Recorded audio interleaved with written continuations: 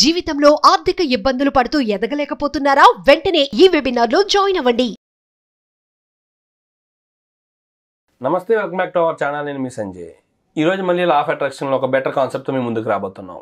అది చెప్పడానికే మన ముందున్నారు లా ఆఫ్ అట్రాక్షన్ కోచ్ మరియు international motivational speaker, celebrity coach Suresh గారు. ఆయనతో మాట్లాడి కొన్ని విషయాలు తెలుసుకుందాం. నమస్కారం సార్. నమస్తే సంజయ్. సార్, మనం లా ఆఫ్ అట్రాక్షన్ గురించి రీసెంట్గా చాలా వీడియోలు చేసుకున్నాం. ఎస్. ఇప్పుడు ఇంకొక టాపిక్ ఏంటంటే, ఇది సెలబ్రిటీ అవ్వడం ఎలా, హీరో కానీ హీరోయిన్ కానీ. ఎస్. ఎలాగంటే సార్, చాలా మందికి ఇంట్రెస్ట్ ఉంటుంది. ఎస్. అంటే వాళ్ళు ఒక లో మిడిల్ క్లాస్ ఫ్యామిలీలో పుట్టడం కానీ, ఒక లో క్లాస్ ఫ్యామిలీలో పుట్టడం కానీ కరెక్ట్ ఉంటారు. కానీ వాళ్ళకి సెలబ్రిటీ అవ్వాలి, ఒక హీరో అవ్వాలి, ఒక హీరోయిన్ అవ్వాలి, లేకపోతే ఒక రోల్ మోడల్ అవ్వాలి, ఒక బిజినెస్ మ్యాన్ అవ్వాలి, ఇలా ఎన్నో రకాల పెద్ద పెద్ద కోరికలు ఉంటాయి. కానీ అవి నెరవేర్చుకోవడం మన స్థాయి కాదు. మన ఏ విధంగా అంటే, ఇది మన స్థాయికి మించినది, మనం చేయలేని పని, అసలు సాధ్యం కాని పని అని అనుకుంటూ ఉంటారు. అసలు అది సాధ్యం అవుతుంది అంటారా మన లా ఆఫ్ అట్రాక్షన్లో? దానికంటే ఏమన్నా సంథింగ్ ఒక రూట్ మ్యాప్ ఉందంటారా? చాలా మంది ఏంటంటే వాళ్ళ స్థితిగతుల్ని చూసుకుని, మన వల్ల కాదు, మనకు ఆశ ఉంది కానీ మనకి ఆ సపోర్ట్ లేదు, పెద్ద పెద్ద వాళ్ళ సపోర్ట్ కావాలి దీనికి, లేకపోతే ఎట్లా అవుతాం, చాలా డబ్బు కావాలి, ఇట్లా అనుకుంటారు. అవును. అసలు కానే కాదు. ఈ లా ఆఫ్ అట్రాక్షన్ అంటే ఆకర్షణ సిద్ధాంతం. నువ్వు ఏం అవ్వాలనుకుంటావో దాని పట్ల అపారమైనటువంటి విశ్వాసం, గాఢమైనటువంటి కోరికలు, దాన్ని ప్రాణంగా తీసుకోవాలి. అంటే ఒక హీరోయిన్ అవుతారు చాలామంది, ఒక హీరో. మీకు ఒక ఉదాహరణతో సహా చెప్తాను, ఇది జరిగిందనమాట. ఓకే. అమెరికాలో ఆర్నాల్డ్ అని మనం హాలీవుడ్ యాక్టర్ని చూసి ఉంటాం, యాక్షన్ మూవీస్ గన్స్తో కాలుస్తుంటాడు. అవును సార్. అతను హీరో అవ్వాలని తన చిన్ననాటి 18 years వచ్చిన తర్వాత, అందుకైతే తను పశువులను కాసుకునేవారు విలేజ్, అక్కడ పల్లెటూరు వాతావరణంలో అమెరికాలో. సో ప్రతి స్టూడియోకి తిరిగాడు. ఓకే. అమెరికాలోని ప్రతి స్టూడియోకి తిరిగి నాకేదో పాత్ర ఇవ్వండి అని చాలా రిక్వెస్ట్గా, హానెస్ట్గా అడిగాడు. వాళ్ళు నీ ఫేస్ అద్దంలో చూసుకో అని చెప్పి బయటికి గెంటేశారు. అలా తిరుగుతూనే ఉన్నాడు. ఒక అద్దం పట్టుకునే సైడ్ క్యారెక్టర్ని ఇవ్వమని, ఏదైనా వస్తువులు మోసేదాన్ని ఇవ్వమని చెప్పి అడిగేవాడు. అంటే ఆ విధంగా తర్వాత ఏదైనా చేయొచ్చని. అవును. కానీ అతన్ని బయటకు తోసేసి ఉమ్మేశారు మొహం మీద కూడా. నీ మొహాన్ని అద్దంలో చూసుకో, నువ్వు దేనికి పనికి రావు నువ్వు అని చెప్పేవాడు. అంటే తన హీరో అడగల, ఏదో ఒక పాత్ర అడిగాడు, నువ్వు దేనికి పనికిరావు అని ప్రతి స్టూడియో వాళ్ళు ఆల్మోస్ట్ 99%, 100% గెంటేశారు. సో దాని ఇంటికి వచ్చి చాలా డిప్రెషన్తో బాధపడుతున్నప్పుడు తను ఒక ఫ్రెండ్ ఇట్లా చూసి, తనని చూసి, లేదు లా ఆఫ్ అట్రాక్షన్ ఒకటి ఉంది, నువ్వు ఏదైనా అవ్వచ్చు, అది తెలుసుకుంటే అవునా అని చెప్పి చాలా హ్యాపీగా ఫీల్ అయ్యి వెళ్ళి లా ఆఫ్ అట్రాక్షన్ గురువుని కలిసి తన ఫ్రెండ్ ద్వారా తన వేదన, కోరిక చెప్పుకున్నాడు. ఆ గురువు ఇచ్చిన గైడెన్స్ అతని జీవితాన్ని మార్చింది. కొన్ని నెలల పాటు విజువలైజేషన్ చేశాడు. అంటే ఆ థియేటర్స్లో తన పేరు వచ్చేటప్పుడు, హీరోగా తను ఆ తెర మీద కనిపిస్తున్నప్పుడు, ఆ జనాలందరూ పువ్వులు వేస్తున్నట్టుగా, వేలలు వేస్తున్నట్టుగా, తనను సన్మానిస్తున్నట్టుగా, అది 100 days ఆడినట్టుగా, ఆ విధంగా తను ఇమాజినేషన్ చేస్తూ ఉండేవాడు. ఓకే. ప్రతి నైట్. అట్లా ఒక 9 నెలలు గడిచాయి.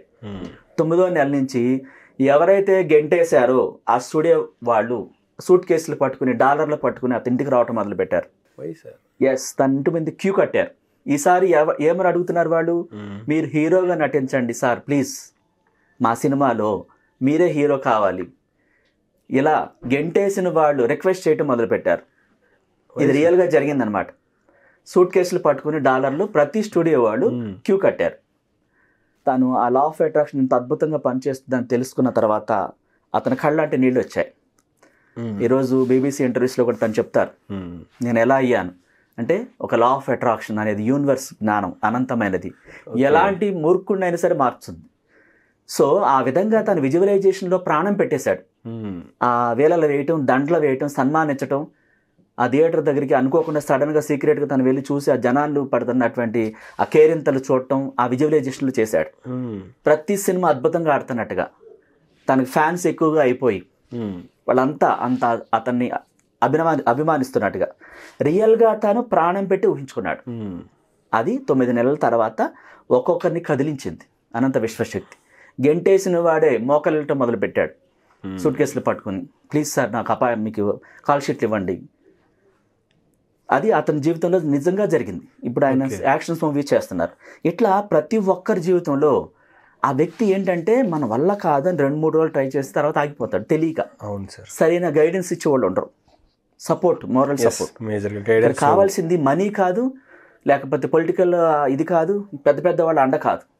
ఆ వ్యక్తి సరైన వేలో యూనివర్స్ ద్వారా కనెక్ట్ అయ్యి సరైన ఆలోచనలు, తను హీరోయిన్ లేకపోతే ఒక కంపెనీ పెట్టి ఆ కంపెనీకి చైర్మన్, ఒక సెలబ్రిటీగా యంగ్గా అట్రాక్టివ్గా ఆ చెడు శక్తులకు దూరంగా ఆ మనసుని అలా పెట్టినప్పుడు ప్రాణం పెట్టాలంటే ఏంటి, అది తప్ప రెండో ప్రపంచం కనిపించకూడదు.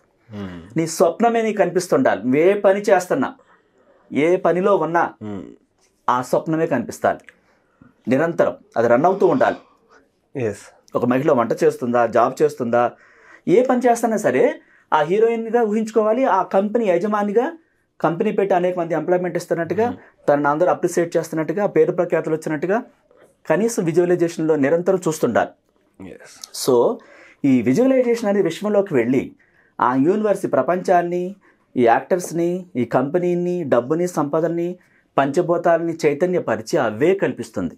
ఆ స్థితి ఆ వస్తువు రూపంలో మనకి కనిపిస్తుంది. తర్వాత ఇదేంటి, లా ఆఫ్ అట్రాక్షన్, ఆకర్షణ సిద్ధాంతం, ఎనర్జీ లెవెల్స్. మనం ఏదైనా కావచ్చు.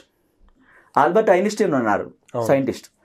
ఆయన సైంటిస్ట్ అవ్వకముందు ఈ విధంగానే తన మీద తను ప్రయోగం చేసుకున్నారు. లా ఆఫ్ అట్రాక్షన్ ఎలా పనిచేస్తుంది, ఎనర్జీ లెవెల్స్. సైంటిస్ట్ తను అయ్యే ముందు కూడా కలలకు అనేవాడు. అంటే ఇది ఒక వ్యక్తికి సంబంధించింది కాదు.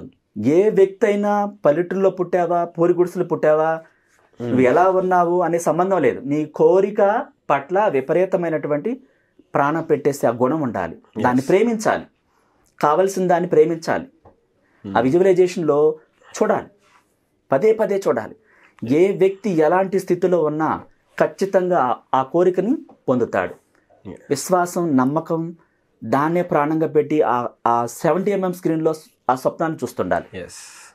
అది మన కళ్ళ ముందు ఉంటుంది. తర్వాత ఖచ్చితంగా అవుతారు సంజయ్, ఎవరైనా సరే. కానీ బాగుంది సార్ మీరు చెప్పిన టెక్నిక్. ఇది విజువలైజేషన్ అనేది ఎంత కీ రోల్ ప్లే చేస్తుంది అనేది. కానీ ఇక్కడ చూసుకుంటే మేజర్గా ఒక గురువు, ఒక బెటర్ గైడెన్స్, ఒక ఆయనకి ఆ పశువులు కాసుకునే సమయంలోనే విజువలైజేషన్ అంటే ఏంటో తెలియనప్పుడే ఒక గురువు పరిచయం అయ్యారు. ఆయన చెప్పిన ఈ పద్ధతి ద్వారా ఆయన ఒక హీరో అవ్వగలిగారు. కానీ ఒక బెటర్ గైడెన్స్ లేకపోతే ఎన్ని కళల కన్నా సరే జరగడం అనేది సాధ్యం కాదు. మీరు అన్నట్టుగా కొన్ని రోజులు చేస్తారు, కొన్ని నెలలు చేస్తారు, తర్వాత ఆగిపోతారు, ఇంకా కాని పని అని చెప్పేసి. కానీ గైడెన్స్ ఉండడం వల్ల ఎంతవరకు చేయాలి, ఎప్పటి వరకు చేయాలి, ఎలా చేయాలి అనేది కొన్ని పద్ధతులు ఉంటాయి. అవన్నీ పాటించి చేస్తూ ఉంటే ఆటోమేటిక్గా ఖచ్చితంగా సెలబ్రిటీ అవ్వచ్చు. ఖచ్చితంగా అవుతారు Sanjay. Absolutely. Thank you sir, thank you very much. Most welcome.